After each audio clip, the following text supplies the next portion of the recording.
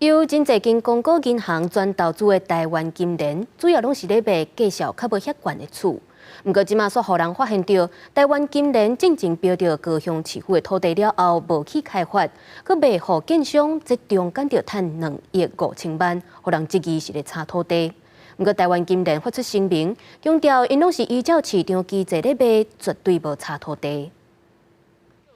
空地拢是草仔怪手准备整地，伫高雄小港空体6街附近的这块徛价用地，占地1385.3坪。去年4月建商用大约3.8亿买落来，却因为卖的是反公股的台湾金联，引起争议。新的大楼一坪也都开价要到差不多30万，那未来是铁定一定就是往上。 房仲认为价小阁算合理，但追踪土地来源，台湾金联2019年底参加高市府土地标案，用大约2亿5标着，去年中以3.8亿外转手，赚将近1.3亿。因为转手价小关过当地行情，高市府无公布实价登录，嘛引起质疑。明显高于该区域当期每坪17到23万元市场行情。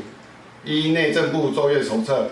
提供查询作业筛选资讯原则，单价过高或过低的案件，如不具市场参考价值者，不予揭露。同款开始整地，挖伫中华二路的三明区新都段土地，嘛是台湾金联2018年用大约2亿3标着，一直到前冬5月，才阁以3.5亿外卖互建商，打这2笔土地，就赚将近2亿5。你像咱咧查价安尼。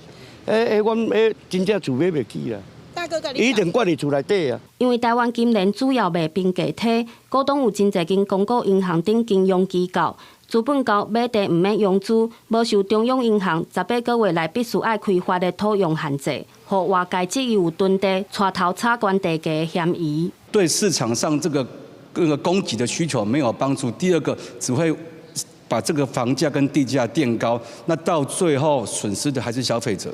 面对质疑，台湾金联回应，土地拢是对政府公开招标买到，买卖价小嘛照市场机制，若有趁钱的分等于互股东，等于交等于互公家。买地煞无开发是零地整合伫前期作业还未完成，表示绝对无炒房地的行为。记者陈焕武、柯正俊高雄报道。